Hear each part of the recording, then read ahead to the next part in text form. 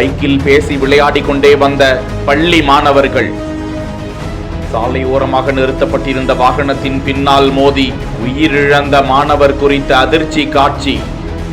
கேரள மாநிலத்தின் கொல்லம் மயிலாபுரம் சாலையில் இந்த கோர விபத்து நடந்திருக்கும் நிலையில் மயிலாப்பூரில் தனியார் பள்ளி ஒன்றில் +2 படித்து வந்த அந்த 2 மாணவர்கள் சாலையில் வந்து கொண்டிருந்த போது திடீரென கட்டுப்பாட்டை இழந்த அந்த பைக் ஓரமாக நிறுத்தப்பட்டிருந்த மினி டிப்பர் லாரியின் மீது பின்னால் அதிபயங்கரமாக மோத பைக்கை ஓட்டிய இளைஞரின் நெஞ்சி, முகம் உள்ளிட்ட பகுதிகளில் படுகாயம் ஏற்பட அங்கிருந்தவர்கள் ஓடிச் சென்று அவரை மீட்டு மருத்துவமனைக்கு அனுப்பி வைத்த நிலையில் சிகிச்சை பலனின்றி அந்த இளைஞர் பரிதாபமாக உயிரிழந்தார். விசாரணையில் அந்த இளைஞருக்கு வாகன உரிமமும் இல்லை என்பது தெரிய வந்திருக்கிறது. தொடர்ந்து போலீசார் விபத்து குறித்து வழக்கு பதிந்து விசாரித்து வருகிறார்கள்.